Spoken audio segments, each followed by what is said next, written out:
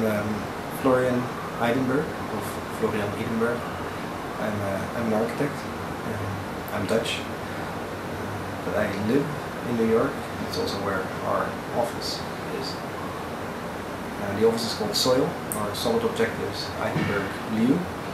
I have it with my partner Jing Liu, who is Chinese, and we met in Tokyo, so New York is the obvious place for us to be.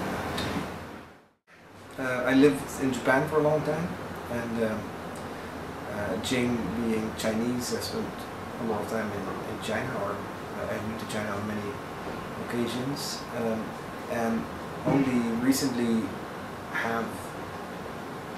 I knew Korea, or I knew of Korea, but I'd never actually been there until 3 years ago, when we started to work on this project in Seoul.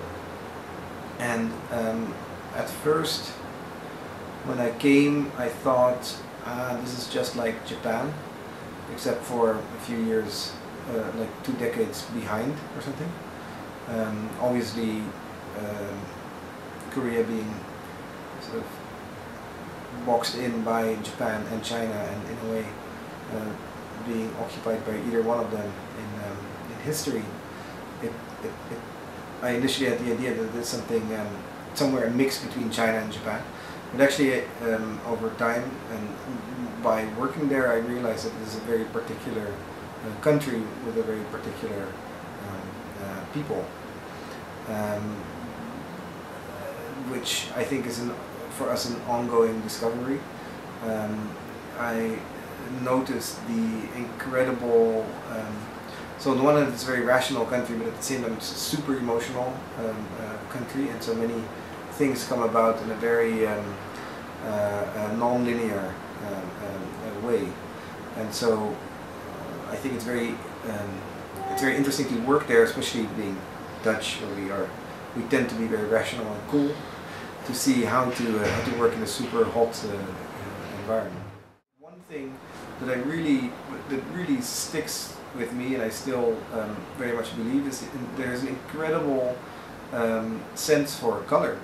I think the colors, Korean colors and the Korean color choices, and the way they put colors together is really was for me a whole new way of thinking about color. Actually, my wallet is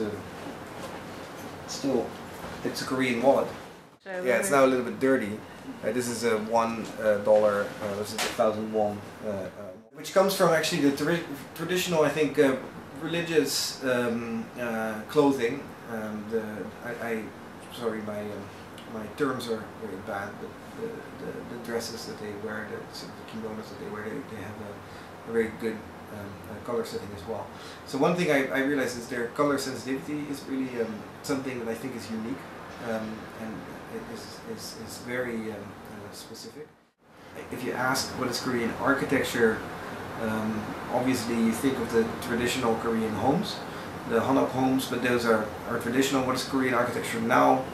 I think with a country that is actually growing quite rapidly, there is sort of an opulence, a certain type of opulence, and a richness in texture.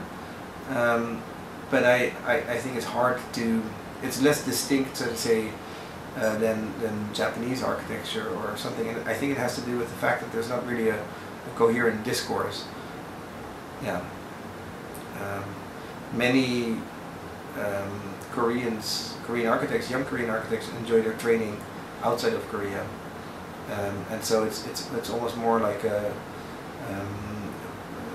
potpourri, right, of influences from around the world that are all sort of mixed together in a very loose way.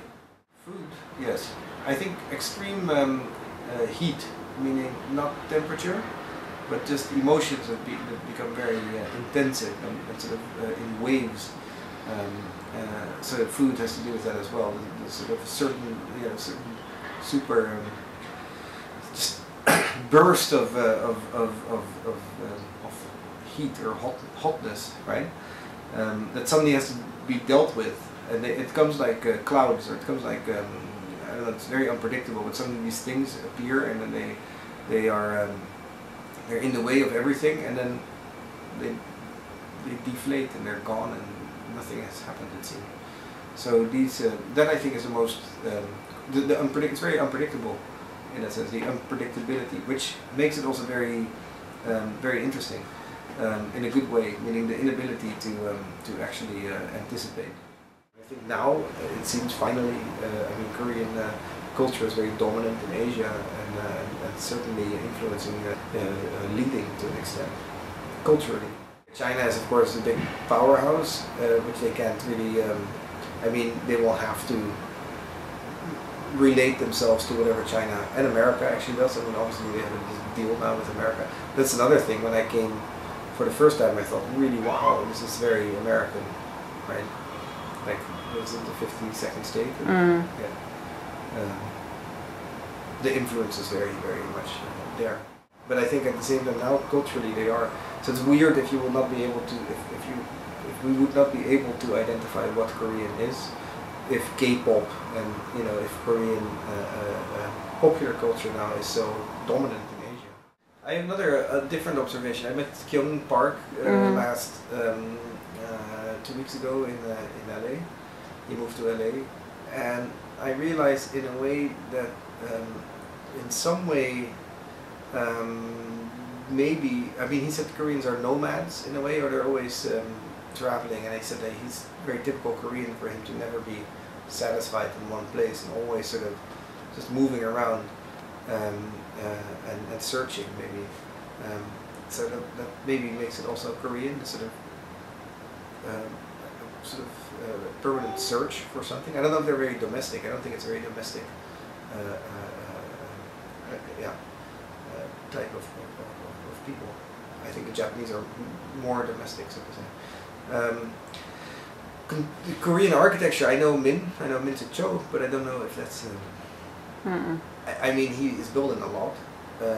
I asked him, is there a school? Are there people, coming out of you that are starting? There are some people starting, but at the same time, I think his work is very diverse. He does many different types of things. It's hard. It's not. It's certainly not stylistic, coherent. It is very textured. It's very rich. It's very rich in color and form.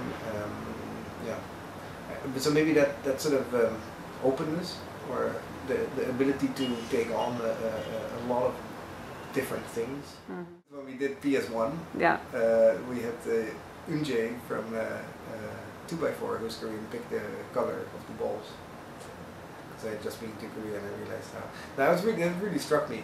The other thing that struck me is the traditional Korean porcelain, which is not perfect. It's very sort of amorphous, and it's not trying to be perfect. It's more like, it sort of tries to be a vase, and I think there's something really beautiful in that too. Sort of it's like an approximation, but never trying to be perfect. Which, it's very different from other, say, cultures that maybe strive for perfection. There's sort of a desire for approximation. So if you get close enough, it's not like it's good enough. It's actually, the goal is to get within the realm rather than at a single fixed point. Well, I think what we were trying to do in a way is make something that is ambiguous, in a sense that you will never be able to actually grasp what it is.